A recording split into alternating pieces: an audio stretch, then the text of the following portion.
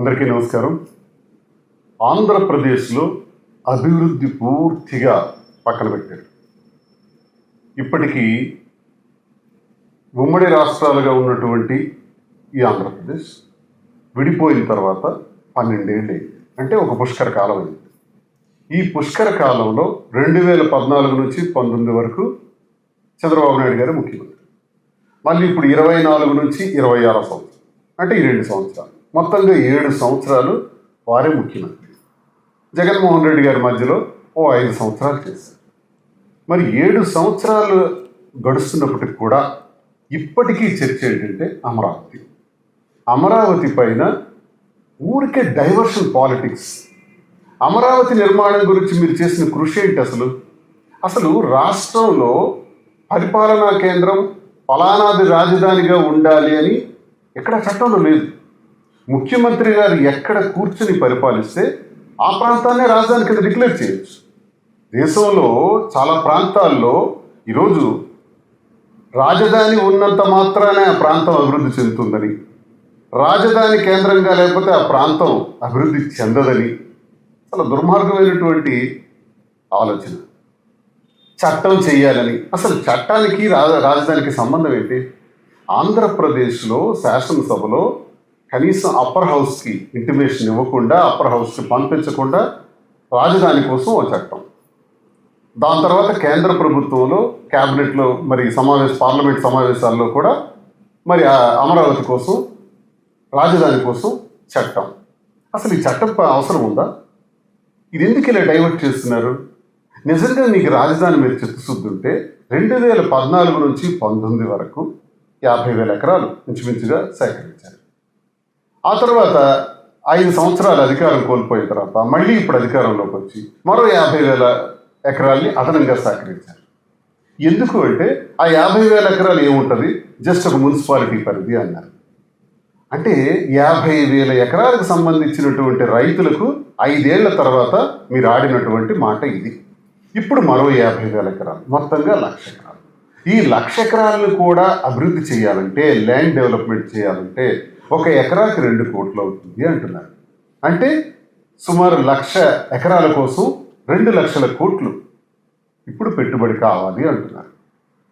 పైగా కన్స్ట్రక్షన్ కోసం మరి ఎక్కడ లేని విధంగా, మీరు ఎక్కడైనా మన ప్రజలు ఒకసారి మీ ఊర్లో ఉండే, గ్రామంలో ఉండే ఒక మేస్త్రిని అడగండి, పిలిచి అడిగితే చెప్తాడు ఒక స్క్వేర్ ఫీట్కి ఎంత ఖర్చు అవుతుంది నిర్మాణానికి అంటే 1,200 నుంచి 1,500 రూపాయలు అవుతుంది. పోనీ 2,000, 3,000, 4,000. 4,000 అంటే బ్రహ్మాండంగా వస్తుంది, రిచ్ కంటెంట్తో వస్తుంది. మరి వీళ్ళు 14,000 రూపాయలు పెట్టారు ఒక స్క్వేర్ ఫీట్కి. అంతేకాదు రోడ్ల నిర్మాణం కోసం 1 కిలోమీటర్కి 53 కోట్లు. కేంద్ర ప్రభుత్వం వేస్తున్నటువంటి నేషనల్ హైవే రహదారుల కోసం 20 కోట్ల రూపాయలకి 1 కిలోమీటర్ ఇస్తున్నారు. మరి 53 కోట్లు ఎందుకు? మరి ఈ రకంగా మీరు పెంచుకుంటా పోతే 2 లక్షల కోట్లు కాదు. ఈరోజు ఒక పుష్కర కాలమైనా సరే కనీసం పునాదికి కూడా నోచుకున్నటువంటి అమరావతి మరో 2 పుష్కర కాలాలైనా, అంటే మరో 24 సంవత్సరాలైనా ఈ అమరావతి పూర్తి కాదు. ఈ 2 లక్షల కోట్లు చాలు. ఈ పెట్టుబడి ఇంచుమించు 10 లక్షల కోట్లకు పోవచ్చు. ఎందుకు ఈ వృధా? ఢిల్లీలో రాజధాని కొరకు మరి బ్రహ్మాండంగా ఢిల్లీ రాజధానిలో ఆ పార్లమెంటు నిర్మాణం కొరకు 970 కోట్లు అయింది. మనకి ప్రపంచ స్థాయిలో పేరు ప్రఖ్యాతులు కలిగినటువంటి పెద్ద రాజకీయ చరిత్ర కలిగినటువంటి ఢిల్లీ ప్రాంతంలో 970 కోట్లు. మరి హైదరాబాద్ నగరంలో కేసీఆర్ గారి హయాంలో 618 కోట్లు అయింది రాజధాని, ఆ క్యాపిటల్ ఎంటైర్ నిర్మాణం కోసం. మరి మీకెందుకండి 1,00,000 ఎకరాలు? మరి మనకెందుకండి 2 లక్షల కోట్లు? అసలు ఏంటి అర్థం ఉందా? ఈ రాజధాని పేరుతో ఎంతకాలం వృధా చేస్తారు? అసలు ఇంత డబ్బులు మన దగ్గరకు ఉన్నాయా? మీరు 2024లో అధికారంలోకి వచ్చిన తర్వాత కూటమి ప్రభుత్వం, చంద్రబాబు నాయుడు ఈ 2 ఏళ్లలోనే 3,55,000 కోట్ల అప్పు చేశారు. ఇంత అప్పు చేసిన తర్వాత ఉద్యోగులకు నెల 1వ తారీఖు వచ్చిన వెంటనే శాలరీ ఇవ్వటానికి డబ్బులు కూడా లేవు. అగమ్య గోచరంగా ఉంది. చాలా ఇబ్బందుల్లో ఉన్నాయి రాష్ట్ర ఆర్థిక పరిస్థితులు. మీరు చెప్పిన వాగ్దానాలు ఏవి అమలు జరగలేదు. వాగ్దానాల మీద దృష్టి సారించట్లేదు, అభివృద్ధి మీద దృష్టి సారించట్లేదు, పోలవరం మీద దృష్టి సారించట్లేదు. అమరావతి మీద కావాలని డైవర్ట్ చేస్తూ ఇన్ని లక్షల కోట్లు కావాలి, ఈ షేప్లో కడతాం, ప్రపంచమే విస్తుపోయేలా కడతాం, ప్రపంచమే ఇక్కడికి వచ్చి చూసేలా కడతాం అని చెప్పి మభ్యపెట్టి మోసం చేసి 7 సంవత్సరాలుగా అమరావతి పేరుతో మోసం చేస్తున్నారు కదా. ఈ టైంలో మధ్యలో వచ్చినటువంటి జగన్మోహన్ రెడ్డి గారు ఒక మాట చెప్పారు, అమరావతి నిర్మాణంకి ఇన్ని వేల ఎకరాలు అనవసరం, ఇన్ని లక్షల కోట్లు తెచ్చే పరిస్థితి మన రాష్ట్ర ప్రభుత్వానికి లేదు, అంత అప్పు కూడా దొరకదు, అంత అప్పు తెచ్చి చేసే పరిస్థితి కూడా లేదు. కాబట్టి నేనేమనుకుంటున్నాను అంటే ప్రాంతాల వారిగా అభివృద్ధి చేయాలని అనుకుంటున్నాను. అటు రాయలసీమ కానీ, ఇటు గుంటూరు, విజయవాడ ఈ ప్రాంతాలు కానీ, మరి శ్రీకాకుళం, విజయనగరం, విశాఖపట్నం, ఉత్తరాంధ్ర ప్రాంతాలు. కనుక రాజధానిని అంటే పరిపాలనా రాజధానిని విజయవాడలోనే కొనసాగిద్దాం, విజయవాడలోనే కొనసాగిద్దాం అంటే అమరావతిలోనే కొనసాగిద్దాం. దానికేమి జగన్మోహన్ రెడ్డి గారు కాదని చెప్పలా. రాయలసీమలో కర్నూలులో న్యాయ రాజధాని ఏర్పాటు చేద్దాం, విశాఖపట్నంలో పరిపాలనా రాజధాని ఏర్పాటు చేద్దాం, 3 ప్రాంతాలను కూడా అభివృద్ధి చేద్దాం. అద్భుతమైనటువంటి ఐడియా. ముఖ్యంగా ఉత్తరాంధ్ర ప్రజలైనటువంటి మాకు చాలా సంతోషకరమైనటువంటి వార్త ఇది. అలాగే రాయలసీమలో కూడా మరి న్యాయ రాజధాని పెట్టడం వాళ్ళకి చాలా సంతోషకరమైనటువంటి వార్త. ఆ ప్రాంతాన్ని కూడా అభివృద్ధి చేసింది. ఎందుకంటే గడిచిన కాలంలో చూసుకుంటే మద్రాస్ ప్రెసిడెన్సీగా ఉండేటప్పుడు మద్రాసు నుంచి బెరహంపూర్, ఛత్రపురం వరకు ఇది ఒక రాష్ట్రం. మా ఉత్తరాంధ్ర ప్రజలందరూ కూడా మూటా ముళ్ళు పట్టుకొని మద్రాసు వెళ్ళాం. తర్వాత భాషా ప్రయుక్త రాష్ట్రాల కింద ఏర్పడేటప్పుడు కర్నూలు వెళ్ళాం, కర్నూలు వచ్చింది. ఆ తర్వాత హైదరాబాద్ వచ్చింది, హైదరాబాద్ కూడా వెళ్ళాం. అది పోయి ఇప్పుడు అమరావతి వచ్చింది, అమరావతి కూడా వెళ్తున్నాం. ఎన్నాళ్ళు మాకు వెట్టి చాకరి, ఎన్నాళ్ళు మాకు ఈ ప్రయాణాలు? మాకే ఒక అనుమానం వస్తుంది. మా ప్రాంతం అభివృద్ధి కానప్పుడు, మా ప్రాంతం అభివృద్ధికి నోచుకోనప్పుడు మేమెందుకు ప్రత్యేక రాష్ట్రం అడగకూడదు? మనకు కూడా కోరుకుంది, కళింగ రాష్ట్రం మాకు కావాలి, మేము కోరుతాం. ఎందుకంటే ఇన్ని ప్రాంతాల్లో అభివృద్ధి చేసేటప్పుడు మద్రాసు కానీ, కర్నూలు కానీ, హైదరాబాద్ కానీ, ఈరోజు అమరావతిలో కానీ మా రెవెన్యూ కూడా ఉంది. మా ఉత్తరాంధ్ర ప్రాంతానికి చెందినటువంటి రెవెన్యూ నిధులు కూడా అందులో పెట్టుబడిగా పెడుతున్నారు. పోనీ పెట్టినటువంటి ఆ క్యాపిటల్, ఆ రాజధానులు ఏమైనా ఉంటున్నాయా? ఉండట్లేదు. ఎక్కడో ఒక దగ్గర ఏదో ఒక సందర్భంలో విభజనకు కారణం అవుతున్నాయి, అవి మారిపోవటానికి కారణం అవుతుంది. అప్పుడు మా పరిస్థితి ఏంటి? ఈ రాష్ట్రంలో గట్టిగా చెప్పుకోవాలనుకుంటే మహానగరంగా ఆవిర్భవించింది విశాఖపట్నం. విశాఖపట్నంలో మరి ఆ బీచ్ రోడ్లో ఉన్నటువంటి ఆ కొండపైన ఈ నిర్మాణాలు జగన్మోహన్ రెడ్డి గారు నిర్మాణం చేశారు. పరిపాలనా రాజధాని ఇక్కడ చూసుకుంటే 2 లక్షల కోట్లు కాదు కదా, 10,000 కోట్ల రూపాయలతో బ్రహ్మాండంగా అభివృద్ధి చేసేయచ్చు. కర్నూలులో హైకోర్టు కట్టేయచ్చు. ఈ రాజధాని నిర్మాణం అమరావతిలో పరిపాలనా రాజధాని, అసెంబ్లీ నిర్వహణ అంతా అక్కడ హాయిగా చేసుకోవచ్చు. మరి విశాఖపట్నంలో కొత్తగా ఇక్కడ పరిపాలన రాజధాని ఏర్పాటు చేసుకుంటే 3 ప్రాంతాల ఆమోదయోగ్యంగా ఉంటుంది అని బ్రహ్మాండమైన ఆలోచన చేశారు. దురదృష్టం అధికారం కోల్పోయిన తర్వాత మరి ఆ పని పూర్తి కాలేకపోయింది. జగన్మోహన్ రెడ్డి గారు ముఖ్యమంత్రి అంటే 3 ప్రాంతాలని బ్రహ్మాండంగా ఆయన చూస్తుండేవారు. ఇది బాగుంది కదా, ఇప్పుడు రాజధాని అవసరం ఏముంది? ఎందుకు విశాఖపట్నాన్ని పరిపాలనా కేంద్రంగా ఉంచుకోవడం? ఎందుకు అమరావతిని కొనసాగించుకోవడం? ఇది ఎవరు కాదన్నారు? దీనికి 1,00,000 ఎకరాలు ఎందుకు? కేవలం కావాలని అక్కడ రియల్ ఎస్టేట్ చేసుకొని, వ్యాపారం చేసుకుని లక్షల కోట్లు సంపాదించుకోవాలన్నటువంటి దురాశ. పోని అదొద్దు. ప్లాన్ బి కింద జగన్మోహన్ రెడ్డి గారు కూడా ఒక మాట చెప్తారు. అటు మచిలీపట్నం కానీ, విజయవాడ కానీ, అటు గుంటూరు కానీ, మావి కానీ, ఈ ప్రాంతం ఒక 110 కిలోమీటర్లు ఉంటుంది. అట్లీస్ట్ పోనీ ఈ ప్రాంతంలో పెట్టండి. అక్కడ నల్లరేగడి భూములు, నది పక్కన నదీ పరివాహక ప్రాంతం, ఎప్పటికైనా ప్రమాదం. ఆ ప్రాంతంలో రాజధాని నిర్మాణం అనేది అసాధ్యం. అది రైతులకు ఎంతో మేలైనటువంటి భూమి. అంత భూమిని ఎందుకు వృధా చేయటం? హాయిగా ఒక 1000 ఎకరాలు, 2000 ఎకరాలు ఈ ప్రాంతంలో సెట్ చేసుకుంటే ఆ తక్కువ డబ్బులతో ఈ నిర్మాణాన్ని ఇక్కడ చేసేస్తే అందరికీ అందుబాటులో ఉంటుందని ప్లాన్ బి కింద చెప్పారు మాదిగని. ఇది చెప్పిన దగ్గర నుంచి కూడా తెలుగుదేశం పార్టీలో ఒక్కడికి కూడా నిద్ర పట్టట్లా. ప్లాన్ ఏ చెప్పారు, వారు చేయరు, నచ్చలానికి. ప్లాన్ బి పోని చెప్పారు, అది నచ్చల. ఈ నచ్చని విధానంతో ఇష్టానుసారంగా మాట్లాడుతారు. మీరు చేసిన అభివృద్ధి ఏ మాత్రం లేదు. ప్రజలందరూ కూడా మీకు అసహ్యించుకుంటున్నారు. ఇటువంటి పరిస్థితుల్లో ఈరోజు అచ్చెన్నాయుడు కూడా ఒక స్టేట్మెంట్ ఇచ్చాడు. ఆ స్టేట్మెంట్ ఇచ్చి అచ్చెన్నాయుడు ఏం మాట్లాడతాడు? మావిగన్ అన్నటువంటి దానికి మద్దతుగా మీరు మాట్లాడతారా? మావిగన్ అన్నది ఒక పెద్ద విస్ఫోటనంలో ఈరోజు రాష్ట్రం మొత్తం చర్చ అవుతుంది. ఆ చర్చను చూసి జీర్ణించుకోలేక, భరించలేక, అమరావతిలో జరుగుతున్నటువంటి అకృత్యాలు, మోసాలని పూసగుచ్చినట్టు జగన్మోహన్ రెడ్డి గారు ప్రజలకు చెప్పటం వల్ల అది జీర్ణించుకోలేక పాయింట్ డైవర్ట్ చేసి మాట్లాడతారు. జగన్మోహన్ రెడ్డి గారు రాజశేఖర రెడ్డి గారు మరణానికి కారణం అంటారు. ఏం మాట్లాడుతున్నావు? ఆ మహానుభావుడు రాజశేఖర రెడ్డి గారు మరణానికి కారణం జగన్మోహన్ రెడ్డి గారు. ఆ కుటుంబంతో నేటికి 25 సంవత్సరాలుగా తిరుగుతున్నటువంటి అనుభవంతో నేను తెలియజేస్తున్నాను. జగన్మోహన్ రెడ్డి గారు సంతకాల సేకరణ చేశారా?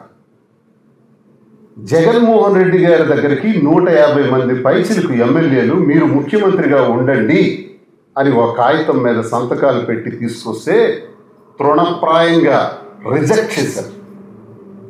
ఆయన కాగితాన్ని తీసుకోలా, ఆయన ఆ రకంగా ముఖ్యమంత్రి కావాలని అనుకోలా. మిస్టర్ అచ్చెన్నాయుడు, నువ్వు ప్రతిసారి సైకో అంటున్నావు కదా, నీకు ఆంబోతు అని నేను అంటాను. దున్నపోతు, ఆంబోతు, బ్రెయిన్ లేదు నీకు. 150 సంతకాలతో ఆయన ఒకవేళ 2009లో రాజశేఖర రెడ్డి గారి మరణాంతరం ఉమ్మడి రాష్ట్రంగా ఉండేటప్పుడు ఆయన ముఖ్యమంత్రి అవ్వాలనుకుంటే ఒక్క నిమిషం పట్టదు. కానీ చరిత్రలో అయ్యారు. ఆయన 2009లో అలా ముఖ్యమంత్రి అవ్వడానికి రిజెక్ట్ చేసి సోనియా గాంధీ గారి దగ్గరికి వెళ్ళి కలిశారు గౌరవంగా. ప్రజలందరూ నాన్న గురించి మరణించిన వాళ్ళు చాలామంది ఉన్నారు, వాళ్ళ కుటుంబాలకు వెళ్ళి కలవాలి అన్నారు. అందుకు మేడం గాంధీ ఒప్పుకోలేదు. సరే నేను కలవాలనుకుంటున్నానని వచ్చారు. దానికి ఆవిడ అంగీకరించకపోవడం, తెలుగుదేశం పార్టీ, కాంగ్రెస్ ఒకటై జగన్మోహన్ రెడ్డి గారి మీద తప్పుడు కేసులు పెట్టి నానా హింసలు పెడితే ఆయన పాదయాత్ర చేసుకొని 2014లో పెద్ద విప్లవమే సృష్టించి ప్రజల్లోకి వచ్చి పోటీ చేశారు, ఓడిపోయారు. కానీ 150 మంది సంతకాలతో ఆయన ముఖ్యమంత్రి కాలా. 2009లో 5 సంవత్సరాలు పోరాడి 14లో పోటీ చేసి ఓడిపోయినా మళ్ళీ పోరాడారు. అప్పుడు 2019లో ఆయన ముఖ్యమంత్రి అయ్యారు. 10 సంవత్సరాల పోరాటం అనంతరం మరి 150 సంతకాలతో ఆయన ముఖ్యమంత్రి అవ్వాలనుకుంటే 1 నిమిషం పట్టదు కదా. ఇది నిజమా? ఇది జరిగిందా చరిత్రలో? రామారావు గారికి వెన్నుపోటు పొడిచి ముఖ్యమంత్రిగా చంద్రబాబు నాయుడు అయ్యాడు అన్నదానికి చారిత్రాత్మక ఆధారం ఉంది. మరి జగన్మోహన్ రెడ్డి గారు 150 సంతకాలతో ముఖ్యమంత్రిగా అయ్యారు అనడానికి ఆధారం ఉందా? ఆయన అయ్యారా? ఏం దుర్మార్గమైన మాట్లాడతావు? హత్య రాజకీయాల గురించి అచ్చెన్నాయుడు మాట్లాడుతున్నాడా? హత్య రాజకీయాలు మీ ఇంట్లోనే కదా ఉన్నాయి. మీ పంచాయతీలో సర్పంచ్గా నామినేషన్ వేస్తే కూడా మీరు ఒప్పుకోరు కదా. 3 చంపేసినారు కదా. తర్వాత 3 ఊరు నుంచి వెంట పెట్టినారు కదా. ఆ తర్వాత నేనే దగ్గరుండి నామినేషన్ వేయిస్తే నిమ్మాడలో కింజరా పప్పనని, ఇప్పుడు అతన్ని కూడా ఊరు నుంచి వెంట పెట్టినారు కదా. మీ సొంత తమ్ముడు భుజంగరావు కింజరా బుజ్జిని అర్ధరాత్రి కత్తలతో పొడి చంపేసినారు కదా. హత్య రాజకీయాలు మీవి. ఎవరికో చెప్పు నువ్వు రాష్ట్రంలో, ఎవరికో మీడియా ముందు కూర్చొని పెద్ద కబుర్లు చెప్తే ఆంబోతులాగా. తెలియనోడు ఎవరో తెలియపోవచ్చు, నేను తెలిసిన వాడిని, కళ్ళారా ఇవన్నీ చూసిన వాడిని. 25 సంవత్సరాలు ఎర్రన్నాయుడు, అచ్చెన్నాయుడు మీతోనే యుద్ధం చేస్తున్నటువంటి వాడిని. ఓడినా గెలిచినా మీతోనే యుద్ధం చేస్తున్నాను. మీతో యుద్ధం చేస్తున్నటువంటి అనుభూతితో నేను చెప్తున్నాను ఈ రాష్ట్ర ప్రజలు. మీ ఇంట్లో హత్య రాజకీయాలు ఉన్నాయి. జగన్మోహన్ రెడ్డి గారి కాలి ధూళికి కూడా పనికిరానటువంటి అచ్చెన్నాయుడు ఆస్తులు సంపాదించారు 1,00,000 ఎకరాలంటే. మీకున్నాయి ఆస్తులు? మీ ఆస్తి 2 ఎకరాలే కదా. 2 ఎకరాలకు పెద్ద కుటుంబం కదా. ఈ పెద్ద కుటుంబం ఈరోజు 1,000 కోట్లు ఎక్కడి నుంచి సంపాదించింది? ఏంటి ఆ టెక్నిక్ చెప్పు. మీరు కష్టపడి సంపాదించారా? ఎక్కడి నుంచి వచ్చాయి మీకు ఆస్తులు? ఆ చరిత్ర అంతా నా దగ్గర ఉంది. నువ్వు అధిక ప్రసంగం చేసి జగన్మోహన్ రెడ్డి గారికి హత్య రాజకీయాలకి లింక్ చేసి, జగన్మోహన్ రెడ్డి గారికి ఆస్తులతో నువ్వు లింక్ చేస్తే నీ ఆస్తుల చిట్టాల వివరాలు కూడా నేను వివరంగా చెప్పేస్తాను ప్రజలకు. హత్య రాజకీయాలు నేను జస్ట్ హింట్ ఇస్తున్నా. మీ హత్య రాజకీయాలు ఏంటని ఒకవేళ నువ్వు ఇంకెక్కువ మాట్లాడాలనుకుంటే మీ హత్య రాజకీయాలు కూడా ఎవిడెంట్గా చెప్పాల్సి వస్తుంది. ఇదివరకు నేను చాలా మీడియాలో చాలా సందర్భాల్లో చెప్పాను, ఇప్పుడు కూడా చెప్పాల్సి వస్తుంది. నేను జగన్మోహన్ రెడ్డి గారి అభిమానిగా, వైఎస్ఆర్ గారి శిష్యుడిగా నేను తెలియజేస్తున్నాను, ఆ కుటుంబం కాలిగుట్టుకు కూడా నువ్వు పనికిరావు. ఇష్టానుసారంగా మాట్లాడి మావిగన్ అనేటటువంటి ఈ సబ్జెక్ట్ బ్రహ్మాండంగా ఈరోజు ప్రజల్లోకి వెళ్ళింది కాబట్టి, దాన్ని ఇష్టపడుతున్నారు కాబట్టి, స్వాగతిస్తున్నారు కాబట్టి జీర్ణించుకోలేక నువ్వు మాట్లాడుతున్నావు. మాకు తెలుసు 2 రోజుల క్రితం మీకు చంద్రబాబు నాయుడు క్లాస్ పీకటం, నువ్వు చేస్తున్నటువంటి అవినీతి పైన, నువ్వు కనీసం స్టేట్మెంట్ కూడా ఇచ్చుకోలేక నువ్వు ప్రవర్తిస్తున్న తీరు పైన నీకు గట్టిగా వార్నింగ్ ఇచ్చారు. కాబట్టి రోజు మాట్లాడతా, రోజు మీడియా ముందు మాట్లాడతా. దానికి సమాధానం ఇది. మీ పార్టీలో ఏది జరిగితే తెలుసుకో. కానీ ఇష్టానుసారంగా జగన్మోహన్ రెడ్డి గారి గురించి కానీ రాజశేఖర రెడ్డి గారి గురించి మాట్లాడితే జాగ్రత్త, ఈ తాట తీస్తామని హెచ్చరిస్తున్నాను. ఈ విధానాన్ని తీవ్రంగా మేము వ్యతిరేకిస్తామని మీకు నేను తెలియజేస్తున్నాను. నీకు దమ్ముంటే మరి అడుగుతున్నావు కదా, విశాఖపట్నంలో ఎందుకు ప్రారంభించలేకపోయారని. ఎస్, మేము భవనాలన్నీ కట్టించినాం, అన్నీ అయిపోయినాయి, రా వచ్చి ప్రారంభించండి. మాకు కావాలి, ఉత్తరాంధ్ర ప్రాంతానికి పరిపాలనా రాజధాని కావాలి. నువ్వు ఉత్తరాంధ్ర వాడివే కదా, నీకు దమ్ముంటే అమరావతి నిర్మాణాన్ని ఆపి, అస్సుళ్ళు కబుర్లు ఆపి, ఆ లక్ష ఎకరాలు 2 లక్షల కోట్లు ఇదంతా జరిగే పని కాదు. పెద్ద కలగా మిగిలిపోద్ది రాష్ట్రంలో. ఇప్పటికే మన పిల్లలకి ఎవరికైనా మీ రాజధాని ఎక్కడ, మీ రాజధాని పేరు ఏంటంటే తెలియదు. 12 సంవత్సరాలు అయిపోయింది. మరో 2 పుష్కర కాలాలైనా సరే మనం చెప్పుకోలేని స్థితి వస్తుంది. అమరావతి నిర్మాణం జరగదు. చంద్రబాబు నాయుడు గారు మీరు తీసుకున్నటువంటి నిర్ణయం తలగొరువుతో తలగొక్కున్నట్టే. ఇది జరగదు. బెస్ట్ జగన్మోహన్ రెడ్డి గారు చెప్పినటువంటి ప్లాన్ ఏ అమలు చేయండి. మీరు ప్లాన్ ఏ అమలు చేయలేకపోతే, ఒకవేళ అమరావతిలోనే నిర్మాణం చెయ్యాలని 1 లక్ష కోట్లు 2 లక్షల కోట్లు అని మీరు నిర్మాణం చేసుకుంటే మరో రాష్ట్ర విభజనకి, మరో ఉద్యమానికి కూడా శ్రీకారం చుడతాం. కళింగ రాష్ట్రం మాకు కావాలి. ఇది కళింగ ప్రాంతం. హరిజన, గిరిజన, తాడిత, పీడిత, కర్షక వర్గాలు, కుమ్మరి, కమ్మరి, చేనేత, వడ్రంగి, రెడ్డికి, యాదవ, బ్రాహ్మణ, వైశ్య, అన్ని కులాల వాళ్ళు, కళింగులు, కాపులు, వెలమలు, ఎన్నో అగ్ర కులాలు, బీసీ కులాలు అందరూ ఉన్నటువంటి ఒక గొప్ప పుణ్యక్షేత్రం మా కళింగ రాష్ట్రం. కళింగ రాష్ట్రం గురించి మహాభారతంలో కూడా యుద్ధ సమయంలో కళింగ రాజులకి దుర్యోధనుడి దగ్గర నుంచి ఆహ్వానం వచ్చింది. అంత చరిత్ర కలిగినటువంటి మగధరాజుల సామ్రాజ్యంలో వ్యక్తిగతంగా స్వతంత్రంగా పరిపాలించుకునే రాజ్యం. మౌర్యుల సామ్రాజ్యంలో కూడా స్వతంత్రంగా పరిపాలించుకున్న రాజ్యం. నౌకాయానంలో కానీ, ఎగుమతులు దిగుమతులు కానీ ఆరితేరిన తీర ప్రాంతం కళింగ రాజ్యం. మరి మేము సెపరేట్ రాష్ట్రం గురించి కోరాల్సి వస్తుంది. అచ్చెన్నాయుడు, నీకే తెలియజేస్తున్నా, చంద్రబాబు నాయుడు గారు చెప్పుకో, మేము ఉత్తరాంధ్ర ప్రాంతాన్ని అభివృద్ధి చేసే భాగంలో జగన్మోహన్ రెడ్డి గారు చెప్పినట్టు ప్లాన్ ఏ ప్రకారం విశాఖపట్నంలోనే పరిపాలనా రాజధాని కొనసాగించండి. లేదంటే కళింగ రాజ్యం కోసం పోరాటం తప్పదు, ఉద్యమం తప్పదు. నేను అంటున్నటువంటి మాటలు ఈరోజు విత్తనమే కావచ్చు, భవిష్యత్తులో ఈ మాటే మహావృక్షం కాబోతుంది. ఎన్నేళ్ళైనా సరే ఈ ప్రాంతం మరో రాష్ట్రంగా ఆవిర్భవించడానికి ఉద్యమం చేయాల్సి వస్తుంది. ఇది ఆలోచించే. అన్ని ప్రాంతాలకి సమభాగం ఉండాలి, అన్ని ప్రాంతాలకి సమాన గౌరవం ఉండాలి. భవిష్యత్తులో ప్రాంతీయ వాదనలు రాకూడదు. అన్ని ప్రాంతాలకి సమాన గౌరవాన్ని ఇస్తాను అని ఆలోచించినటువంటి మొట్టమొదటి వ్యక్తే వైఎస్ జగన్మోహన్ రెడ్డి. ఆయన 3 ప్రాంతాలను అభివృద్ధి చేస్తాననడానికి రీజన్ ఇది. ఆ రీజన్ని మీరు కొల్లగొడితే ఈ రీజన్ స్టార్ట్ అవుతుంది. కళింగ ప్రాంతం, కళింగ రాష్ట్రం అనే ఉద్యమం ప్రారంభించడానికి మేము సన్నద్ధులు అవుతాం. మరి అశోకుడే ఈ ప్రాంతానికి వచ్చి యుద్ధం చేసి రిపెంట్ అయి ఆయన శిలాశాసనంలో 80,000 మంది మరణించారు, 1,00,000 మంది క్షతగాత్రులైనారని బుద్ధమతాన్ని స్వీకరించిన పోరాట యోధులు కలిగిన కళింగ రాష్ట్రం. నువ్వు ఇక్కడి వాడివే. యుద్ధం మళ్ళీ ప్రారంభమై మరో రాష్ట్ర విభజనకి కళింగ రాష్ట్రం అన్న విభజించబడటానికి కారణం కాకుండా అందరూ సమైక్యంగా ఉండాలంటే ఇప్పటికైనా మద్రాసు నుంచి విడిపోయి, కర్నూలు నుంచి దూరమై, హైదరాబాద్ నుంచి విడిపోయి, ఏ రాజధాని లేక, ఎటువంటి ఆఫీసులు కూడా లేక 12 ఏళ్లుగా పుష్కర కాలంగా కష్టపడుతున్నటువంటి మనకు 3 రాజధానులే better. Plan A Jaganmohan Reddy గారు చేసిందే బెటర్. ప్లాన్ ఏకి మీరు కొనసాగించకపోతే కళింగ రాష్ట్రం కోసం ఉద్యమం ప్రారంభించక తప్పదు అని మరి నేను ప్రభుత్వానికి మరి సూత్రప్రాయంగా ఒక వినతి ద్వారా నేను తెలియజేస్తున్నాను. మరి ఇటువంటి ప్రమాదాన్ని, ప్రాంతీయవాదాల్ని తెచ్చిపెట్టకండి. ప్రాంతాల వారిగా అభివృద్ధి చేయండి. అమరావతి అన్నది ఈ జన్మకు కూడా అది సాధ్యం కాదు. ఇది అభివృద్ధికి నోచుకోదు. నల్లరేగడి భూములు రైతుల తాలూకా గుండెలు చీల్చినట్టే, రైతుల వెన్నుముక విరగొట్టినట్టే. నదీ పరివాహక ప్రాంతంలో ఇది సాధ్యం కాదు. ఇది కాబట్టి దయచేసి ఒకటి 3 రాష్ట్రాలు 3 ప్రాంతాలు అభివృద్ధి చేయటం ఈ రాష్ట్రంలో, లేదా మావిగాన్ని అభివృద్ధి చేయండి. ఈ 2 కారణంగా తీసుకోవాలని నేను కోరుతున్నాను. జగన్మోహన్ రెడ్డి గారి మీద ఇష్టానుసారంగా మళ్ళీ మాట్లాడితే అచ్చెన్నాయుడు, ఇంక నీ చరిత్ర గురించి మేము ఓపెన్ చేయాల్సి వస్తుంది. ఖబర్దార్ అచ్చెన్నాయుడు అని హెచ్చరిక తెలియజేస్తూ నమస్కారం.